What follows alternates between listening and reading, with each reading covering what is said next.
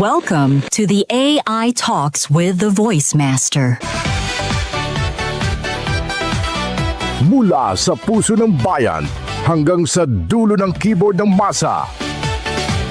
Ito ang unang radyo at podcast show para sa AI ng mga ordinaryong Pilipino. Ito ang kwento ng AI na abot kamay ni Juan at Juana. Mga tanong mo, sasagutin natin. Mga kwento mo, itatampok natin. Dito, ang AI hindi lang para sa techie, kundi para sa tagakanto, guro, estudyante, OFW at bawat Juan at Juana. Kasama ang nag-iisang the AI Voice Master of the Philippines, Pocholo De Leon Gonzalez. Ito ang AI Talks with the Voice Master. Hello! Great day mabuhay! Isang pagpala at mapagpalayang araw mga ka-AI, mga authentic innovators. Ayan, at welcome na naman dito sa pinakauna, nag-iisa at pinakamakabuluhan at pinakamakamasa na AI, radio at online programs sa buong mundo. Yay! Ang programang hindi lang basta nagtuturo ng artificial intelligence, kundi nagpapaintindi ng teknolohiya sa ordinaryong Pilipino. Wow! Mga estudyante, sa guro, sa negosyante, sa call center agent, sa OFW, sa rider, sa voice artist, sa nanay at tatay at sa bawat Pilipinong gustong maintindihan kung paano binabago ng AI ang mundo natin ngayon.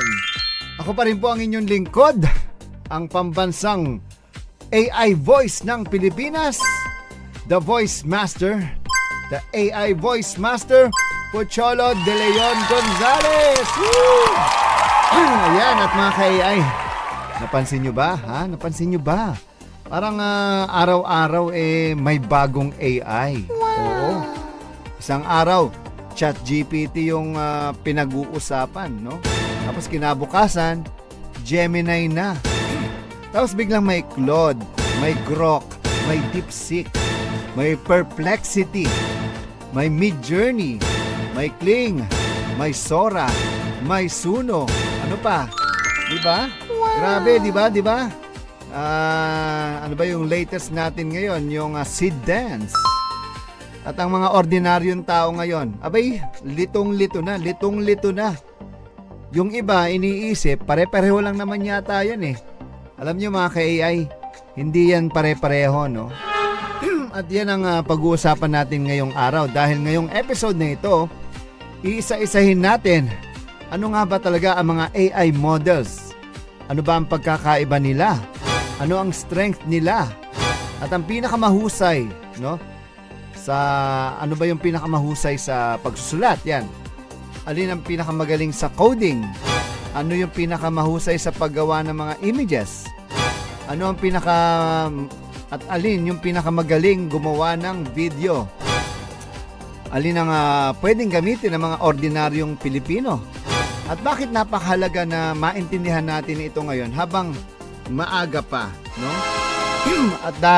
At tandaan nyo mga ka-AI, ang AI ngayon hindi na simpleng technology trend lang. Hindi na ito parang dati na bagong app lang yan, no? Hindi po. Ito ang bagong industrial revolution. At ang nakakatakot mga ka-AI, maraming Pilipino ang gumagamit na ng AI pero hindi talaga naintindihan kung paano ito gumagana. Parang may hawak kang Ferrari pero hindi mo alam mag-drive. Parang may supercomputer ka pero pang copy-paste lang ginagamit mo. Kaya ngayong araw na ito, simplihan lang natin, no? Walang komplikadong technical jargon, walang elitistang explanation, walang pa-English na feeling genius, no? Kasi dito sa AI Talks with the Voice Master, AI for the masa tayo. AI para sa masa. Woo! Wow! Okay? Ipapaliwanag natin ito na parang nagkukwentuhan lang tayo sa karinderya, sa coffee shop, sa tricycle o sa radyo habang umuulan sa probinsya. Dahil kapag naintindihan ng ordinaryong Pilipino ang AI, mas maraming buhay ang mababago. Ayan, mula sa puso ng bayan hanggang sa dulo ng keyboard ng masa. Ito ang programang magbibigay boses sa kinabukasan. nagtuturo, nagbibigay inspirasyon, nagpapalawak ng kaalaman tungkol sa artificial intelligence para sa bawat Pilipino. Ito ang AI Talks with the Voice Master. Siyempre, kasama niyo po ako ang nag-iisang Pocholo de Leon Gonzalez, ang AI Voice Master. Alright, mga ka-AI. Okay? Ito muna ang unang-unang misconception na kailangan nating linawin ngayong araw na ito. At sobrang daming tao ang nalilito rito, no? Kapag sinabi nilang AI, abay automatic. ChatGPT. Pero ang totoo, ang ChatGPT, application lang siya. Hindi siya mismo ang AI model. Parang ito, kapag gumamit ka ng Facebook, ang Facebook, hindi yan internet. App lang siya. Kapag gumamit ka ng YouTube, o sabi ng mga Pilipino, YouTube. Ang YouTube, hindi yan computer. Platform lang siya. Ganon din ang ChatGPT. Ang GPT ang tunay na AI model. Samantalang ang ChatGPT, siya lang yung parang pinto o interface. Ayan. Kung saan mo kinakausap ang AI. At dito pumapasok ang analogy na gusto kong maintindihan ng lahat. Imagine mo, Imaginein mo may bahay. Ang ChatGPT, iyon ang pinto. Pero ang totoong utak sa loob ng bahay, si GPT. Kaya nga may Copilot, may Gemini app, may Claude website, ayan. Iba-ibang pinto yan. Pero may kanya-kanyang AI brains sa likod, no? At dito nagsimula ang AI wars ngayon. Dahil dati, isa lang halos ang dominant. Abay ngayon, napakarami ng competitors at bawat kumpanya gusto nilang maging hari ng AI. Abay, sino bang hindi gustong maging hari? Paano ba talaga gumagana yung AI? Ngayon, ito na siguro ang pinaka-importanting tanong, no? Paano nga ba nag-iisip ang AI? At dito maraming tao ang natatakot dahil feeling nila parang may buhay na ang AI. Pero tandaan ninyo, tandaan niyo ito mga ka-AI. AI does not think like humans. Wala silang kaluluwa, wala silang emosyon, wala siyang tunay na consciousness, no? At ang ginagawa kasi niya, no? Puro predictions. Napakagaling na predictions. Sa pinakasimpleng explanation, hinuhulaan niya ang susunod na salita. Ayan. Parang auto-complete, ganun. Auto-complete. Pero sobrang advanced niya talaga. Parang mga autocomplete na binabasa yung buong internet, no? Nag-aral ng milyong-milyong libro. Napanood yung mga bilyong conversation, nag-aral ng code, nag-aral ng images, nag-aral ng videos. Yan. Kaya minsan parang 'di ba? Sobrang talino niya. Pero hindi ibig sabihin conscious siya, no? Okay? Parameters. Kapag may mas maraming parameters, mas maraming patterns ang kayang maintindihan. At isa pa sa mahalagang concept ng AI, no? Context window. Ayan. Ito yung parang short-term memory ng AI. Kapag maliit ang context window, abay, parang yung ex mong madali kang makalimutan. Madali kang makaremote kasi parang yung kausap mo lutang no? Pero kapag malaki, naalala niya yung buong usapan. May mga AI ngayon, kapag magbasa ng buong, alam mo yung, kaya niyang magbasa ng buong libro sa isang sa isang insert lang, no? Yung parang isang upload lang. Imagine mo yon, yung isang nobela, isang bagsakan, tapos kaya niyang mag-summarize, mag-analyze. Kaya niya ring maghanap ng mga contradictions, tapos gumawa ng insights. Alam mo, dito mo marirealize ka AI, no? Hindi simpleng chatbot lang ang AI. Ito yung ito ay bagong uri ng intelligence tool, no? May nagtatanong, ba't yung GPT, bakit bigla siyang sumikat? Alam niyo mga ka-AI, hindi natin maikakaila OpenAI ang nagpasabog talaga ng AI revolution noong lumabas yung ChatGPT. Actually, nung nalaman ko yan, wala na. Tapos na ang usapan. Parang nagbago yung internet overnight. Biglang lahat gumagamit ng AI. Mga estudyante, teachers, business owners, content creators, gobyerno, yan. Media, ito, ginagamit natin ngayon. Ayan, lahat. At bakit sumikat ng sobra yung GPT? Bakit nga ba? Dahil siya ang pinaka-balance, no? Parang all-around player yan eh. Magaling yan sa pagsusulat, sa coding, sa analysis, brainstorming, no? Pati yung voice niyan, pati images niyan, lalo na ngayon yung GPT-2. Wow! Grabe. And of course, yung research.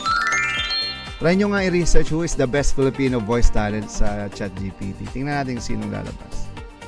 Alam nyo, hindi man siya lagi ang number 1 sa bawat category, pero siya ang pinaka-complete yung yung ecosystem niya eh. At dito napakahalaga talaga ng ecosystem, no? Dahil minsan, alam nyo, hindi sapat na matalino ka lang, no? Parang yung kaklase mong puro talino lang, wala namang emotional quotient. IQ lang, hindi EQ. Kailangan kasi accessible ka rin. Kaya kahit may ibang AI na minsan mas magaling sa mga specific task, GPT pa rin yung pinaka-mainstream eh. Parang cellphone lang, no? Hindi lahat bibili dahil pinakamalakas yung pinakamataas yung specs niyan. Bibili sila dahil madaling gamitin, no? Alam niyo ito, may secret ako. Alam niyo yung Gemini. Gemini yung Google. Yan ang tahimik na higante ng Google. Ngayon, no, tingnan natin. Pagdating sa integration, ibang klase kasi si Gemini. Dahil isipin niyo ito Google na may AI, halos buhay natin nasa Google na. Google nyo nga, who is the best Filipino voice talent? What is the best radio show on AI? Try nyo nga, Google nyo. Alam nyo si Google kasi siya yung Gmail, Google Docs, YouTube, Android, Google Maps. Abay, kaya advantage si Gemini. Alam niya ang ecosystem mo. At napakalakas niya sa multimodal understanding. Meaning, hindi lang text. Pwede images, pwedeng files, pwedeng spreadsheets, pwedeng documents. Pwede rin yung video analysis dyan. At ito ang future ng trabaho. Imaginein mo kung mekaniko ka, halimbawa lang, pinicturean mo yung pyesa. Alam agad yan ng AI. Imaginein mo, teacher ka. Isang buong module, maintindihan agad ng AI yan. Imaginein mo kung negosyante ka. Isang buong spreadsheet, abay, ma-analyze agad yan. Ito ang dahilan bakit napakahalaga ng AI literacy ngayon. Katulad ng ginagawa ko, this is part of my advocacy AI literacy program ko, AI Education PH. Hindi katulad ng ibang AI education, AI literacy kuno, pero mga pansariling interest lang naman ang sineserve nila. No?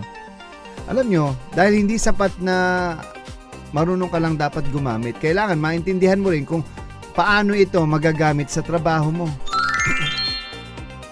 Okay, kilala nyo si Claude? Ang kaibigan mo na AI na para bang matalinong kaibigan. Oo, si Claude. Hindi, may kaibigan ako, Claude talaga. Matalino si Claude. Voice talent din yan. At ngayon, pag-usapan natin si Claude. Maraming programmers kasi, mga developers, researchers. Ito yung paborito. Alam niyo kung bakit? Dahil napakagaling niya sa logic. At malalim yung analysis niyan si Claude. At interesting dito, no? At yung interesting kasi dito, maraming nagsasabing mas honest raw si Claude. Oy, edi sinungaling si GPT. Pero ako mas GPT ako kasi mas kilala niya ako Pero okay lang naman si Claude. Di ko lang masyadong nagagamit dahil more on graphics and video tayo. Pero alam mo, kapag mali ang idea mo, sasabihin ni Claude, mali ka. Hindi siya bolero, no? Na di tulad ng jowa mo, bolero. At alam nyo, mahalaga rin yun. Dahil minsan, ang kailangan natin, hindi yan validation no? Ang kailangan natin, katotohanan. Oo. Alam niyo, napakagaling ni ni Claude sa mga contracts, coding, research paper, pati nga mga long form analysis, tsaka mga structured thinking. Pero alam mo, mahina siya sa sa image generation kumpara sa iba. Yun nga sinasabi ko kanina. Kasi more on audio video ako eh. Pero okay lang din. Kaya nga lagi ko sinasabi, huwag kang magpakasal sa isang AI model lang. Huwag kang magpakasal. Ibig sabihin, huwag kang maging loyal sa isang AI model lang. No? Gumamit ka, depende sa trabaho mo. Alam niyo yung ang dating imposible. Normal na lang yan ngayon. Alam niyo mga ka-AI, no? Ito siguro ang pinaka nakakagulat sa panahon natin ngayon. Dati kasi, kailangan musician ka. Kapag gusto mong gumawa ng pelikula, kailangan may camera crew ka. No? Kapag gusto mong gumawa ng art, kailangan marunong kang gumuhit. Abay, pero ngayon, no? Kahit ikaw, no? Kung halimbawa,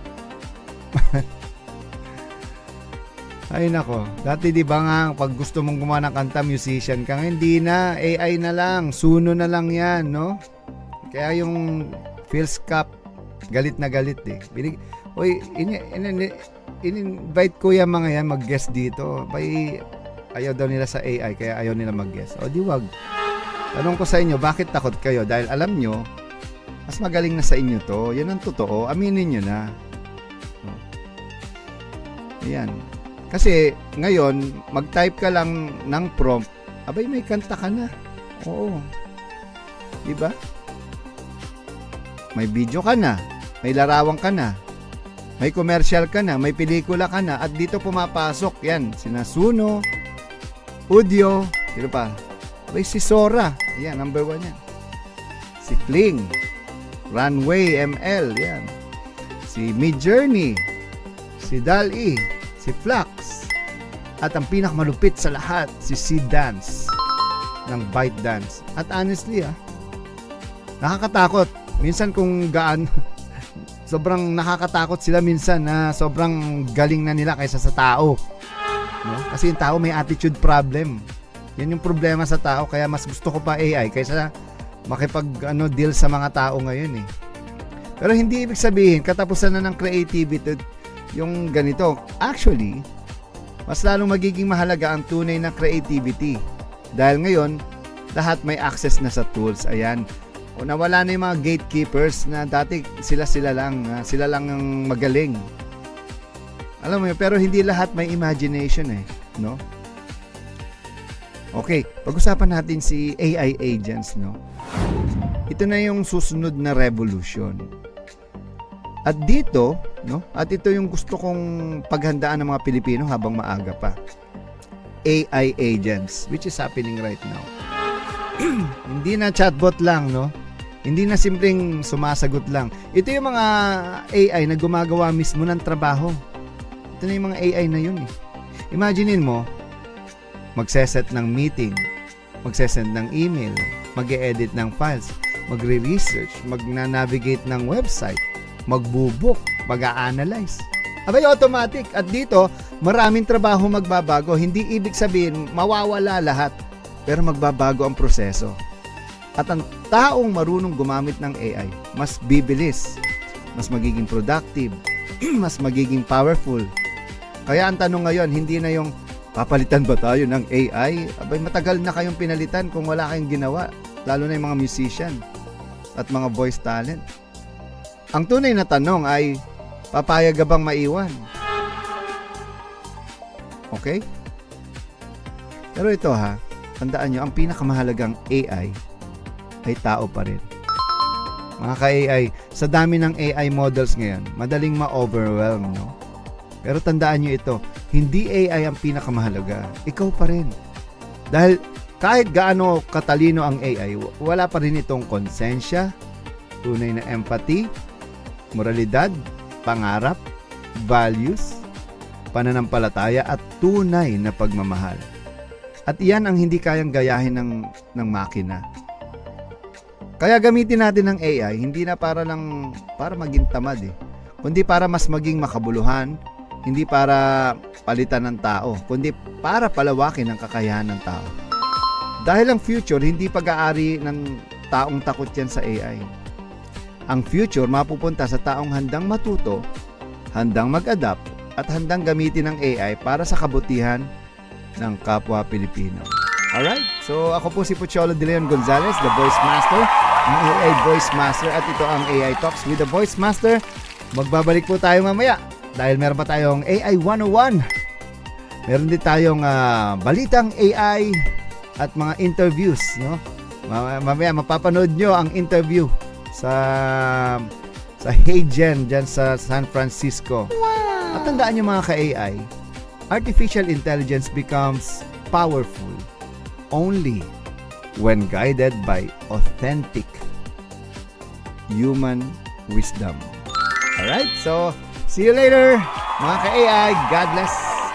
Back. Ang mga tagapagbalita ng programang ito, sina Ira at Ivan, ay mga AI-generated animated reporters. Bagamat kami ay produkto ng artificial intelligence, ang lahat ng balita, impormasyon at analysis na aming inihahatid ay totoo, beripikado at batay sa lehitimong pinagkukunang sources. Walang fake news dito. Tiwala kaming mas maiintindihan ninyo ang teknolohiya sa pamamagitan ng teknolohiya mismo. Narito na ang mga pinakamainit na balita sa mundo ng AI. Narito na ang balitang AI. Kasama sina Ira at Ivan, Artificial Intelligence News Network.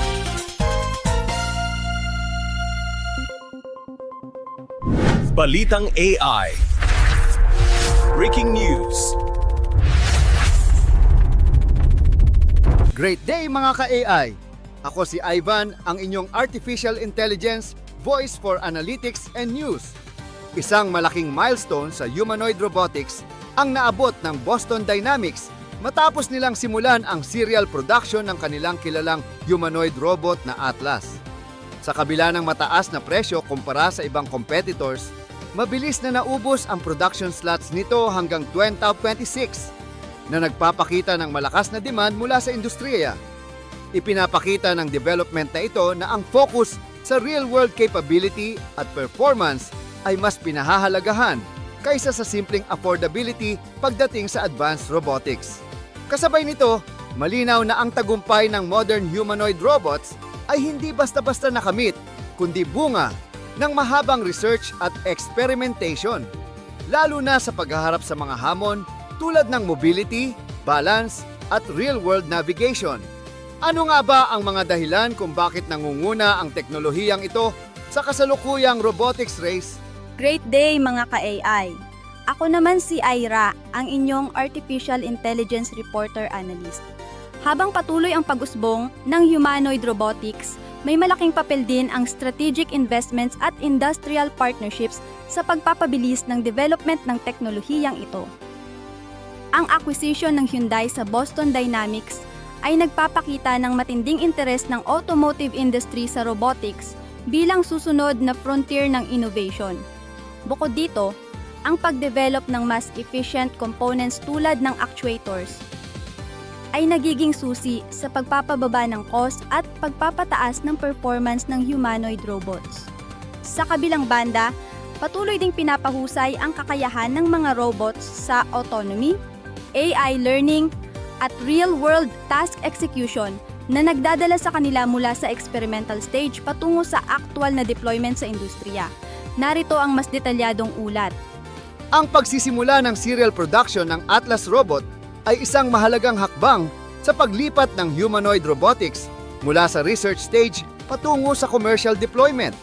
Sa kabila ng mataas na presyo ng bawat unit, ipinapakita ng demand na handa ang mga kumpanya na mag-invest sa advanced robotics technology. Isa sa mga dahilan nito ay ang kakayahan ng Atlas na magsagawa ng complex physical tasks na mahirap para sa traditional robots. Hindi lamang ito simpleng machine, kundi isang system na dinisenyo upang gumana sa dynamic at unpredictable environments. Ang mabilis na pagkaubos ng production slots ay nagpapakita na ang mga kumpanya ay nakikita ang long-term value ng humanoid robots sa kanilang operations. Ipinapakita rin nito na ang robotics industry ay unti-unti nang pumapasok sa mass deployment phase. Bago marating ang kasalukuyang antas ng humanoid robotics, maraming pagsubok ang dinaanan ng mga researchers. Sa mga unang attempts na gamitin ang robot sa disaster response, napansin na nahihirapan ang mga ito sa simpleng task tulad ng pag-akyat ng hagdan o pagbukas ng pinto. Ang mga limitasyong ito ang nagbigay inspirasyon sa mas advanced na research initiatives. Isa sa mga mahalagang hakbang ay ang pag-organize ng robotics challenges na naglalayong subukan ang kakayahan ng mga robots sa real-world scenarios. Sa pamamagitan ng ganitong mga eksperimento, natutunan ng mga engineers kung paano gawing mas adaptable at resilient ang mga robotic systems. Ang mga lessons mula sa mga early failures ang naging pundasyon ng modern humanoid robotics. Isa sa pinakamahirap na problema sa humanoid robotics ay ang pagkakaroon ng stable na balance habang gumagalaw. Sa halip na umasa lamang sa rigid programming, gumamit ang mga engineers ng physics-based approach upang mas maunawaan ang dynamics ng movement. Sa pamamagitan ng paggamit ng inertia at gravity, natutunan ng system kung paano mag-adjust sa iba't ibang kondisyon habang naglalakad o tumatakbo. Ang ganitong approach ay nagbigay daan sa mas natural at stable na galaw ng mga robots. Ang mga breakthroughs sa balance at control ang naging susi upang maging practical ang humanoid robots sa real-world environments. Ipinapakita nito na ang pag-unawa sa physical principles ay mahalaga sa pagdevelop ng advanced robotic systems. Isang malaking hamon sa development ng robotics ay ang paglipat mula sa military-focused applications patungo sa commercial use. Sa ilang pagkakataon, nagkaroon ng pagkakaiba sa approach sa pagitan ng engineering teams at corporate strategies. Habang ang ilang kumpanya ay nakatuon sa performance at innovation, ang iba naman ay nakatuon sa scalability at mass production. Ang kakulangan sa manufacturing infrastructure ay naging isa sa mga hadlang sa mabilis na deployment ng robotic systems. Ipinapakita ng karanasang ito na hindi sapat ang advanced technology lamang. Kailangan din ng tamang ecosystem, kabilang ang production capability at supply chain, upang maging successful ang isang robotics platform. Ang pagpasok ng Hyundai sa robotics industry ay nagdala ng bagong perspektibo sa manufacturing at engineering. Isa sa mga pangunahing innovation ay ang paggamit ng automotive-grade actuators para sa humanoid robots. Ang actuators ang responsable sa movement ng robot at bumubuo ng malaking bahagi ng kabuuang cost nito. Sa pamamagitan ng paggamit ng mass-produced components mula sa automotive industry, nagiging mas efficient at cost-effective ang production ng robots. Ang ganitong strategy ay nagpapakita kung paano maaaring pagsamahin ang expertise mula sa iba't ibang industriya upang mapabilis ang technological development. Ito rin ay isang halimbawa kung paano maaaring bumaba ang presyo ng advanced robotics sa hinaharap. Sa kasalukuyang henerasyon ng humanoid robots, malaking emphasis ang inilalagay sa autonomy at adaptability. Ang mga modern robots ay may kakayahang mag-navigate sa kanilang environment gamit ang advanced sensors at vision systems. Halimbawa, ang kakayahan na magkaroon ng 360-degree awareness ay nagbibigay sa robot ng mas malawak na understanding ng paligid nito. Bukod dito, may mga robots na kayang magpalit ng sariling battery upang magpatuloy sa operasyon ng walang human intervention.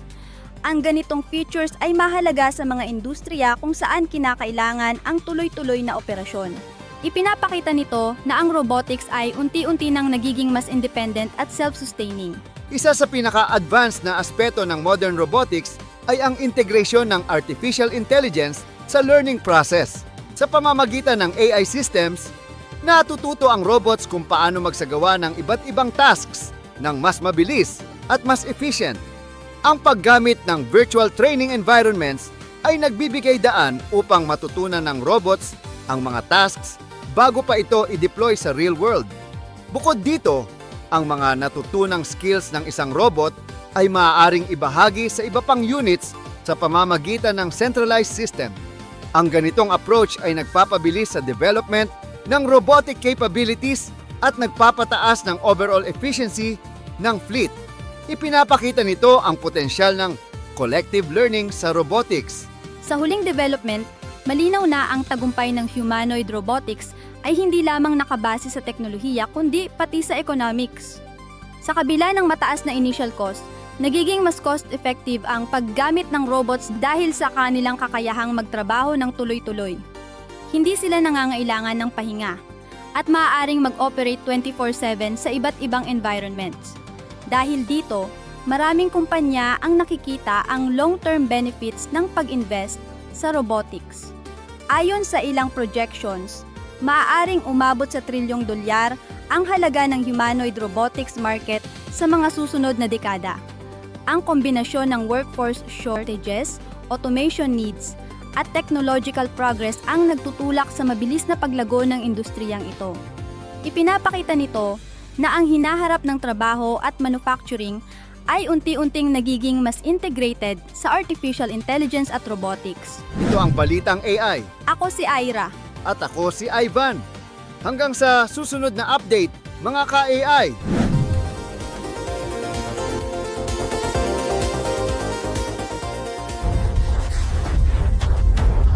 At ito ang Balitang AI, ang kauna-unahang AI News Network sa Pilipinas. Sa likod ng bawat inobasyon, may kwento ng tao. Narito ang segment kung saan teknolohiya ay nagiging personal. Ito ang AI and Personal Interviews kasama sa AI Talks with the Voice Master.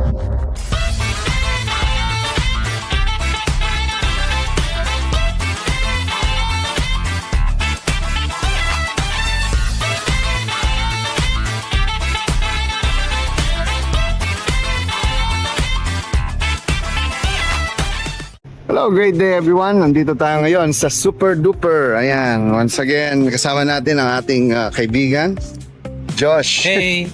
Grabe, thank you for bringing me here, brother.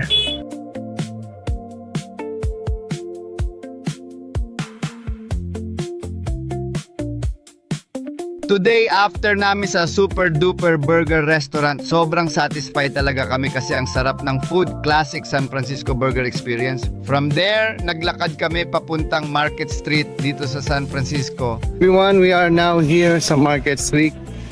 Market Street. Kasama natin si Josh de las Alas, ang kanyang napakagwapong kaibigan ko mula dito sa San Francisco, California. Habang naglalakad kami, unti-unti mong mararamdaman yung energy ng city. Maraming tao na parang lahat may kanya-kanyang destination. Habang tumatagal yung walk, mas na-appreciate namin yung city life. Yung architecture, sobrang interesting din. May mix ng old and modern buildings. Very organized yung system and it really shows how developed the city is. Yung flow ng traffic at tao kahit busy, parang controlled pa rin. Habang naglalakad kami, may moments na humihinto kami just to observe. Minsan titingin ka lang sa paligid, sa buildings, sa tao, sa energy ng city. Parang kahit simple lang yung ginagawa mo, interesting na agad yung surroundings. And finally, nakarating na kami sa Hagen office. During our visit, inikot muna kami sa office ng Hagen and grabe, ramdam mo agad yung innovation sa bawat corner. From the workspaces to the creative areas, makikita mo talaga na this is a place where the future of content creation is being built. And speaking of the future, this is where Hagen really stands out. Hagen is an AI-powered platform that lets you create digital humans or avatars. Imagine having your own virtual version that can speak, present, and deliver content for you. Anytime, anywhere. What's even more amazing is that this isn't just simple animation. Their technology can generate realistic facial expressions, accurate lip sync, and natural movements. Parang totoong tao talaga yung nagsasalita. Hello, great day everyone. My name is Pucholo De Leon Gonzalez, also known as the Voice Master. I am now here at the Hagen headquarters here in San Francisco. And you know what we are doing in the Philippines, I'm also the founder of Creative Voices Productions. It's a voice acting company and also we do voice acting training. And also I'm into artificial intelligence. We do a lot of AI voices, especially with 11 Labs, which HeyGen and 11 Labs has partnership, and I'm so happy that my voice is one of those voices that are being heard and being used in 11 Labs and HeyGen. Thank you very much. Amazing. Then of course, gumawa kami ng sarili naming avatar here using HeyGen. Nag-record lang kami in front of the system, delivering our lines naturally. And after that, si HeyGen na yung bahala mag-process ng video and transform it into a digital version of ourselves. Because I went to New York, and Denver, nice. Chicago, Yeah. LA, What city do you like best? San Francisco. San Francisco? Do you say that to everyone? No. I say it to wherever I am. Are we good? Yeah, we're just loading for the avatar right now. It's 87% ready. Wait, is it going to be an Avatar 5 now? Yes. Yeah. Yay! I haven't done it yet. And so I didn't know that your voice is in the 11 Labs catalog. Yes, I can do a lot of voices. Oh my god! And you have that in the 11 Labs? Yeah. I can do SpongeBob voice. Hey, da! Hey, how are you, SpongeBob? My name is Patrick. Hey, shut up, SpongeBob. I'm Squidward. Hey, my name is Mr. Krabs. I thought, put it You're so despicable. What's up, now? I can do hundreds of voices. Oh, your avatar is ready. How many different voices in 11 Labs have you done? 200. You've done 200 voices in 11 Labs? Yes, madam. That's why you have to put my voice on HeyGen. We might have. We might have it from Yes, 11 please, Labs. yeah. Put it Because all. we have 11 Labs. I will send you all the my the gosh. codes. Hello, great day everyone. This is the Voice Master Pocholo De Leon Gonzalez. Of course, from AI Talks with the Voice Master, nandito tayo ngayon sa San Francisco, California. And also, we would like to introduce to you, no? Because I'm one of the ambassador for HeyGen Philippines. So let us welcome Miss Audrey from HeyGen. Thank you so much Can for you having introduce yourself? me. Yeah. Yeah.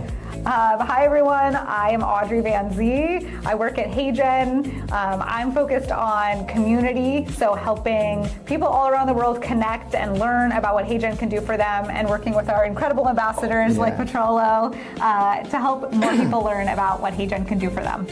Yes, I have been using HeyGen for almost 6 years now, and I saw the development of HeyGen, like user interface, di ba? And you know what? Most of our AI talks with the Voice Master videos are being created through HeyGen.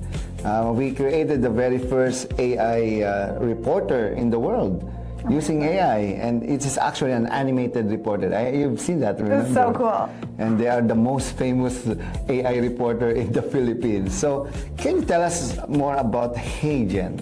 Yeah, so HeyGen is a video tool, and it helps for your story, it helps you tell your story through video. You don't need a camera, a professional video crew anymore. You can film yourself once and create your digital twin in HeyGen, and then you can create content incredibly easily. You can use HeyGen has a video agent that helps from a prompt take you all the way to final video. You don't have to appear on camera. Your digital twin will deliver the message for you. So you are always on message. You always look great on camera. But it's really about helping people who don't have access to a professional video crew to be able to share whatever your message is with the world through video. That's wonderful, because a lot of people nowadays, they're afraid to face the camera. So I'm just wondering, is it only for those people who wants to like create their avatars, or maybe something like animated characters that, for example, me, I don't like to show my face. Yeah. I want to create a character, like animation character. Is it possible for the people? Yes, definitely. HeyGen was originally created for your own digital likeness, but you can also use stock avatars. You can create characters. There's some amazing storytelling people do with characters. Yeah, that's what I do actually. Yeah, and it's a great way to use the tool. I was wondering if I'm an ordinary user, for example, me, I'm an ordinary user. I want to share my face and voice to the public so that they can choose, like, there's no Filipino likeness in your Heijen. I want people to use my face because I'm already doing it with 11 Labs. So is it the way possible? 11 Labs. Today we don't have a marketplace of avatars in Heijen, but it's actually something that the team is looking at. So something like that, so that I can also earn from my own likeness. Like whatever they use, whenever and whatever they want to use my face, they can use it. So with that, any last words to our audience in the Philippines? I think just my last words would be stay creative, have an experimental mindset, be willing to, learn the tool, try things out. Don't get frustrated if it doesn't work how you want the first time. AI is still, relatively new. Heijen is rolling out updates really frequently. There's always something new to try. There's a new Seed Dance integration that's very cool. Yeah, that's good. Make Seed your Dance. avatar 5 avatar and then try it With Seed in Dance. Avatar Shots is where you can find Seed Dance, or in Video Agent in Heijen. You can also use Seed Dance there now too. So a lot of cool things to play with. Exciting. A lot of good examples. Listen more to Petrolo. See what he's doing. He's a great example. He's I an know, incredible right? ambassador. So keep tuning in and you'll get to learn from the best. Yes. Well, with that, thank you very much, Audrey, for all the information. I'm so happy that you accepted me here in Heijen office here in San Francisco, California, USA. So mga kababayan, salamat at sa pakikinig. And say hi, maraming salamat. Can you say it? Maraming salamat. Maraming salamat. Very good. That means that was that good. thank you very much. Bye-bye. Bye. Siyempre, hindi mawawala yung picture-taking moment. Memories mo na before leaving. Yung whole experience sa Heijen office, super memorable kasi hindi lang siya basta visit. Parang naging glimpse siya ng future ng media, content creation at AI technology. Overall, it was an unforgettable experience. Simple moments but very meaningful. And definitely one for the books.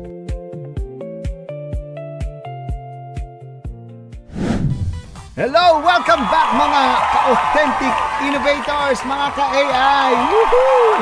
Habang papalapit tayo sa pagtatapos ng ating episode ngayong araw, alam nyo, gusto kong balikan natin sandali, lahat po ng ating napag-usapan. Ayan. Dahil napakaraming Pilipino ngayon ang gumagamit ng AI, pero hindi pa talaga lubos na naintindihan kung ano yung AI, Paano ito gumagana? Paano nito mababago ang buhay nila sa susunod na 5 taon, 10 taon, o baka nga sa susunod na buwan lang Kaya ngayong araw, napag-usapan natin na ang ChatGPT ay hindi mismo ang AI model, kundi isa lamang application or interface para makausap ang GPT. Napag-usapan natin kung paano gumagana ang AI sa pamamagitan ng prediction o pattern recognition. At napag-usapan natin ang GPT, Gemini, Claude, Grok, DeepSeek, Perplexity at ang napakalaking mundo ng image generation, mga video generation, music generation at AI agents. At sana sa simpleng episode na ito, ma-realize ninyo na ang AI ay hindi na science fiction lang. Hindi na ito pelikula lang, hindi na ito bagay na ginagawa lang sa Amerika o sa Silicon Valley o sa malalaking kumpanya. Abay, nandito na siya. Kasama na natin siya at habang nagsasalita tayo ngayon, may mga taong gumagamit ng AI para yumaman, para mapabilis ang negosyo nila, para gumawa ng content, para mag-aral, para magturo, para gumawa ng software, para gumawa ng mga pelikula. Ang lulupit na ngayon ng pelikula, kaya, ay nako, goodbye na sa movie industry. Mark my word.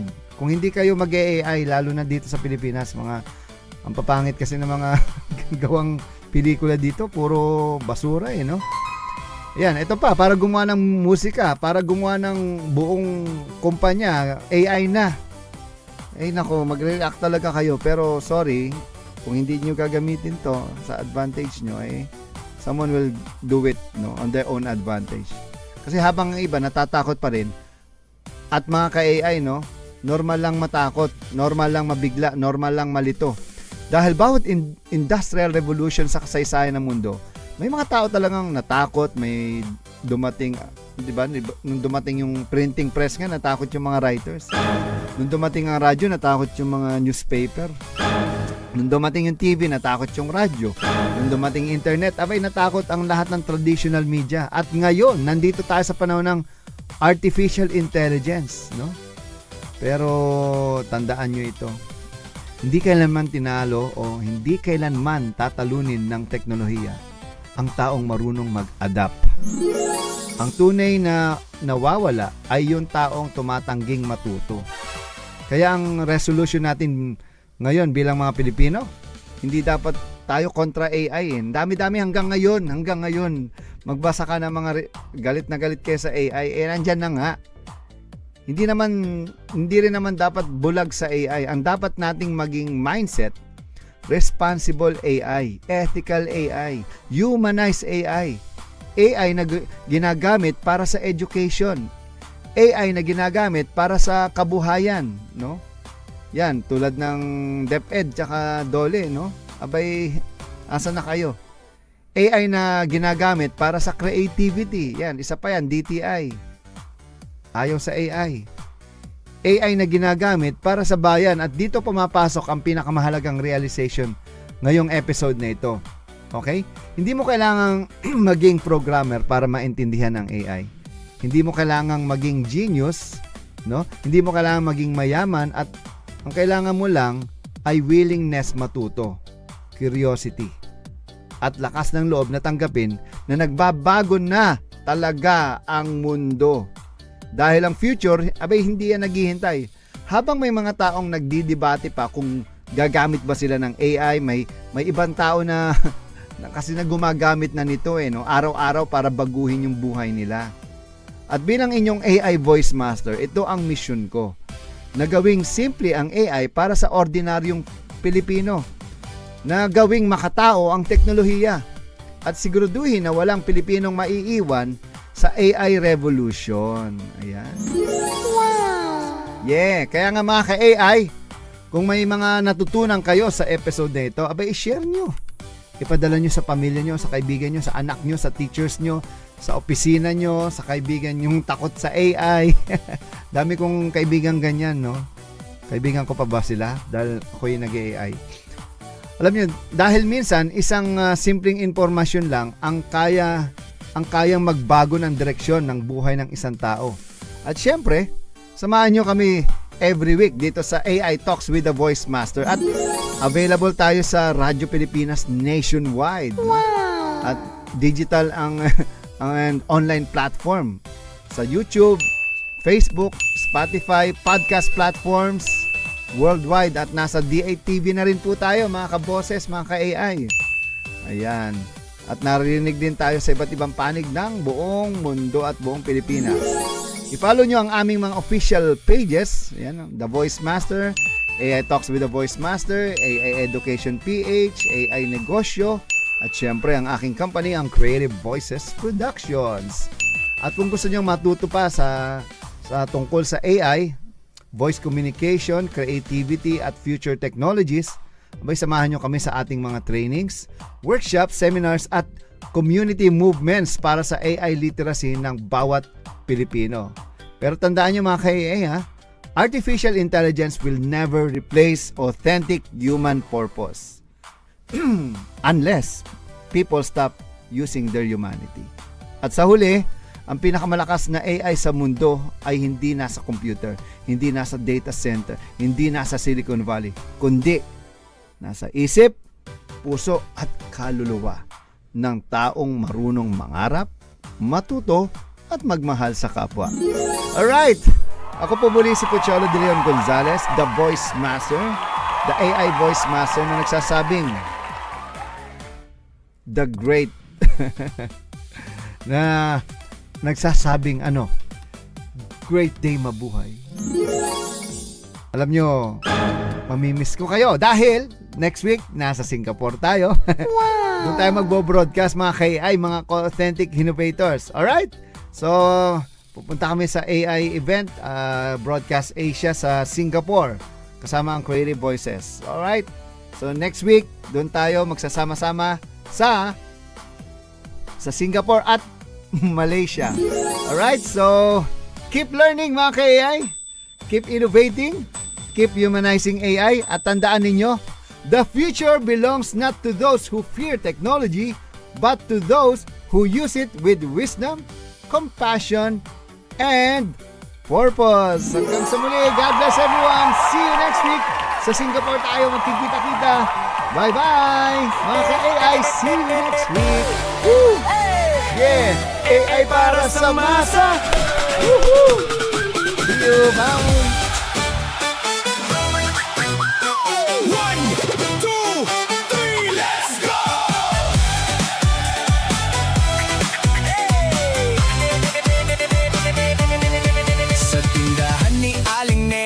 Sa sakayan ni Kuya Boy, may narinig na usapan AI daw di lang laruan. Hoy, pangmayaman yan, sabi ng tambay sa kanto. Pero teka, kahit ako, pwede palang matuto. Hindi kailangan ng diploma o Ingles-Inglesan. Basta may tanong, kasagot ay kaalaman. Sa radyo o online, may matututunan. AI para sa masa, para sa sambayanan.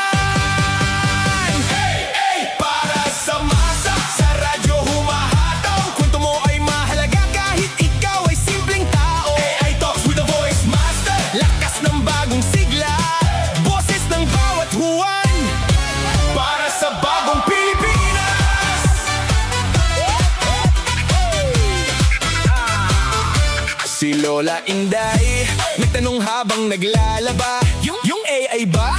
Pwede rin sa matanda na? Opo naman, Lola.